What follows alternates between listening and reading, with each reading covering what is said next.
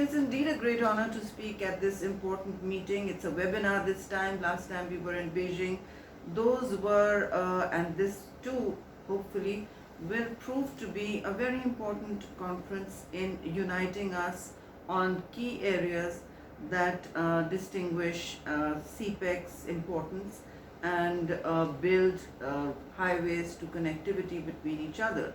I want to particularly thank the International Department of CPEC Central for organizing this and other meetings at such a critical time and giving Pakistan and my party, the Pakistan People's Party, an opportunity to speak at this level of representation. I also want to acknowledge Senator Mushaid Hussein's constant untiring efforts for such endeavors, and I look forward to joint cooperation in the future. As we do well to remember, the People's Republic of China and Pakistan share an unmatched history of outstanding all-weather relations, which literally glitter over a large canvas of mutual interests extending over 6 decades. Pakistan and the People's Party, and I'm sure all others, support a One China policy. They always have, and the sovereignty and continued spectacular growth of China, not just in Asia, but on the global stage. We at the PVP pay particular tribute to President Xi's vision of the Belt and Road Initiative, under which China is stepping up to take global responsibility for global goals based on a dream of mutual growth and shared prosperity. With the erosion, as you can see, of the multilateral order and the waning of the unilateral moment where global leadership cannot be premised on one country's prosperity or anyone first, China has stepped up and embraced a renewed commitment to connectivity, economic growth, and collective progress on the world stage. This is very important. Whether it be investments abroad or humanitarian assistance during the pandemic or global climate responsibility, which is a common problem that we cannot ignore, or international development that benefits all via its soft power, China under President Xi has entered a new phase of taking up a global role of leadership. And I think this is something we need to all pay attention to. In this awakening of the dragon through a transformational vision, we appreciate that the CPEC is the poster child of the Belt and Road Initiative, like a jewel in its crown, holding in its vision a potential new future for Pakistan in multiple possibilities that deepen both economic and political ties between China and Pakistan. Today, ladies and gentlemen, let me remind you all that the COVID-19 pandemic has given Pakistan a new window of opportunity to review and reset our commitments to growth at multiple levels. Progress under CPEC 2.0 in this phase is indeed the urgent need of the hour. At this point, I also want to thank the People's Republic of China for their continued assistance and the sending of masks to my party also in Islamabad, as well as to the people of Pakistan.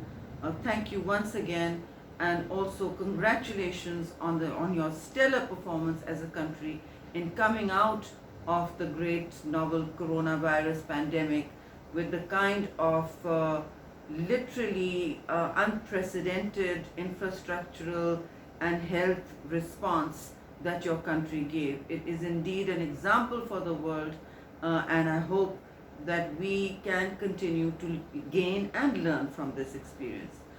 As we see, ladies and gentlemen, China's investments power their way through the jugular vein of CPEC. It is a matter of both responsibility and pride that makes me say that the PVP is fully committed to realizing the dream of this great platform connecting the two countries. This vision is now shared and will be carried on forward by PVP under Chairman Bilawal Bhutto Zardari's leadership. It began famously under Shaheed Zulfikar Ali Bhutto, well before CPEC was even thought of, and Chairman Mao, and then it was curated and it prospered greatly under Muhtarma Prime Minister Shaheed Benazir Bhutto, and of course President Zardari, who brought forward this vision of CPEC by his not just visits but investing in giving the port of Gwadar from Pakistan during his time. This vision, as I said, is understood, and PPP is invested in the great Chinese dream. Let me take this opportunity to reiterate that CPEC goes well beyond partisan politics for us, as all parties are suggesting today, and that we are all united around one fundamental truth. In a world defined by unexpected conflicts and challenges, CPEC is the economic stabilizer that can steer Pakistan into the 21st century and become the highway to the future of a connected Asia as well as Eurasia, and of course China and Pakistan. Let me also take this opportunity to thank the CPC and its International Development Department for the important opportunities they provided us and my delegation from the Pakistan People's Party to study key innovations that many of your leaders in China take forward, both at the central and provincial level. I recall with great pleasure the meeting with Your Excellency Minister Song Tao during your courtesy call to Chairman Bilawal Bhutto in 2018, and also my meeting with Liu Shenxi, Party Secretary of CPC's Jiangxi Provincial Committee. Such close interactions between our two parties are strong testimony to the dynamism of inter-party cooperation in driving CPEC forward. Over the years, the PPP government in Sindh has worked closely with Chinese officials and investors in facilitating projects, people-to-people relationships, cultural exchanges, the Confucian centers. My husband now speaks Mandarin, incidentally, and most importantly in ensuring the security of all those involved in CPEC projects. As part of our history of joint cooperation, PPP really looks forward to continuing to work closely and expeditiously with local and Chinese stakeholders, including Jiangxi province, in achieving our common goals and interests for the betterment of our people and the region. Given how this COVID-19 has slowed down the global economy, progress under CPEC has now become more pivotal than ever, and it is an urgent imperative, I believe, for all of us. It is undeniable that the infrastructure and investment pipeline that CPEC brings would immensely benefit Pakistan and take the country into another era of prosperity and peace in the longer run. It is important to point out that Chinese investment can stimulate literally a 15% increase in Pakistan's GDP by 2030 and can likely create over 1 million jobs across various sectors in Pakistan if we connect together, coordinate better, and execute policy and projects at a faster rate.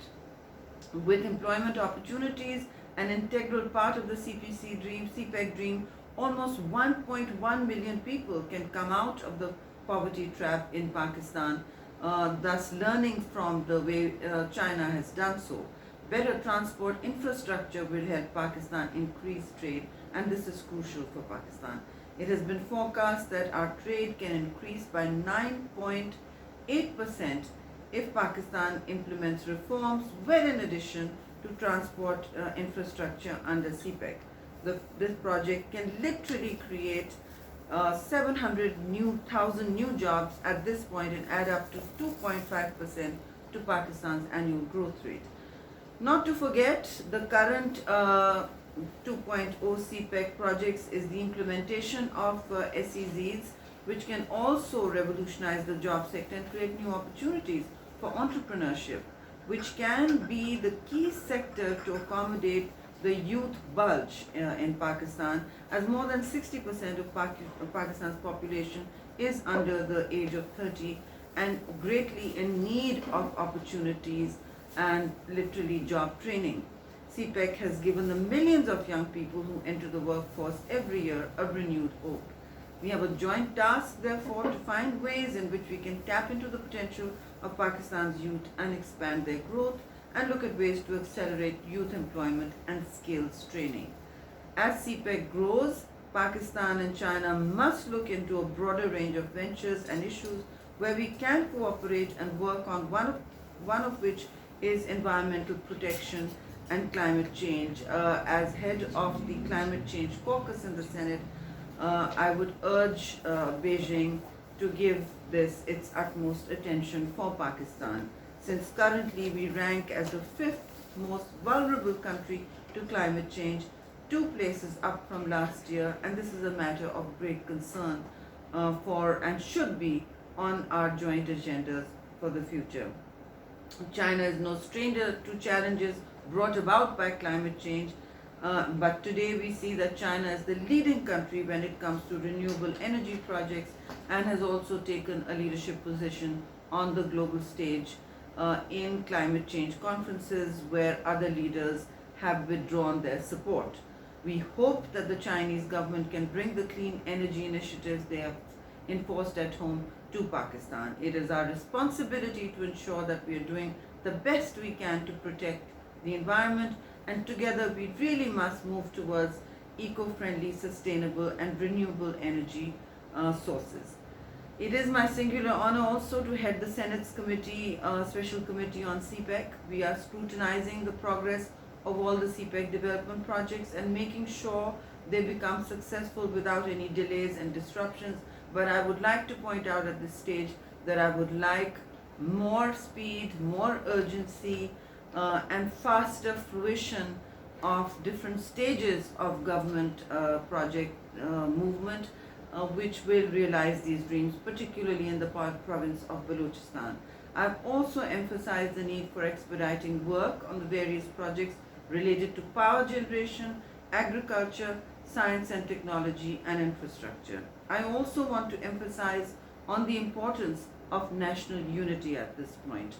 The WHO's Director General recently stated that national unity is key to containing the COVID-19 pandemic. In the same spirit and vein and thinking, the same literally applies to the CPEC dream. In Pakistan, for CPEC to thrive and prosper and realize its great potential, national unity is the need of the hour. We do bring that to the table in our committees and our own political parties' commitments, but I think more is needed from the government. All provinces must be on the same page when it comes to the greater good of the country.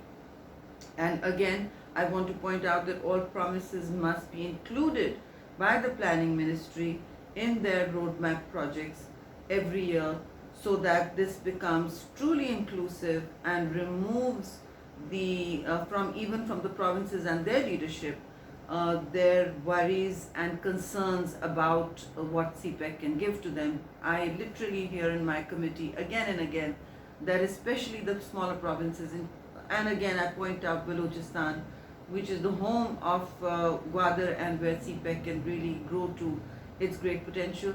I hear them voicing concerns which I think their own government must take cognizance of and bring them on one platform so that they can also feel included better as key stakeholders in this great drive for prosperity into the future. I would then finally like to thank once again the IDCPC for making this important meeting possible, and the Chinese government for its unfaltering cooperation, support and friendship to the people of Pakistan. Indeed, since the first JCM meeting convened last year, we've all achieved via the inter-party channel greater consensus, both within Pakistan and between Pakistan and China, on how to utilize better quality of CPEC cooperation. The future really, ladies and gentlemen, lies in peace through economic partnerships. And let us hope our roadmaps take our young people into a brighter, energized, connected millennium. Thank you once again, Sheshe, for this important opportunity. Long live Pak-China friendship, as we say, and Pak-Chin Dosti Wansoe. Thank you.